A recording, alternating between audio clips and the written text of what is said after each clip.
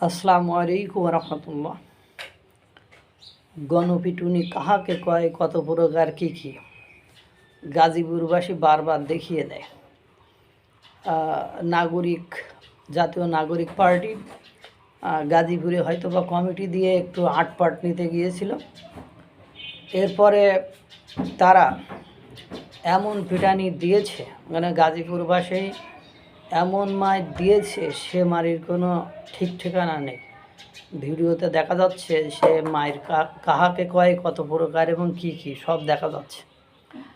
আর যাই হোক, যেটা বলছিলাম, এর আগে আপনারা জানেন সারা বাংলাদেশে যখন 5, 6, 7ই ফেব্রুয়ারি তাণ্ডব চালাচ্ছিল, বুলডোজার ঝড়, তারপরে মোরাল ভাঙচুর, নেতাকর্মীদের বাড়িতে চুরি ডাকাতি ছিনতাই রাজধানী চলছিল, তখন সরকার অর্থাৎ উপদেষ্টা সরকার একেবারে নীরব দর্শকের ভূমিকায় ছিল।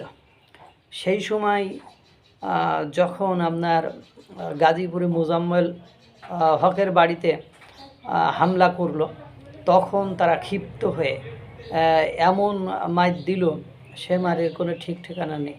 তাদেরকে পিটায়ে দুজনকে মেরেই ফেলেছিল, মানে পরবর্তীতে তারা হাসপাতালে যে মারা গিয়েছিল এবং ধারালো অস্ত্রশস্ত্র দিয়ে কুপিয়েছিল।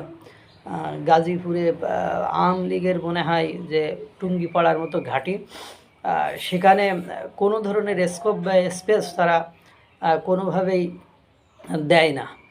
তা আপনারা সেটা দেখেছেন যে কি একটা খারাপ অবস্থা সৃষ্টি হয়েছিল।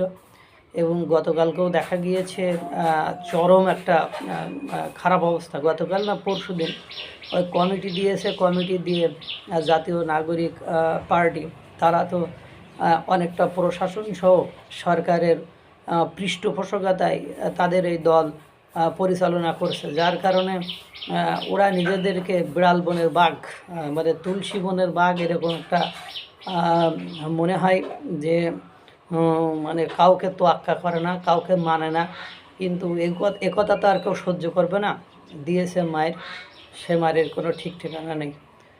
এভাবে চলতে থাকলে দেশের পরিবেশ পরিস্থিতি সত্যিই খারাপের দিকে চলে যাবে। আল্লাহ তাআলা সকলকে ভালো রাখুক, সুস্থ রাখুক। আসসালামু আলাইকুম রহমতুল্লাহ।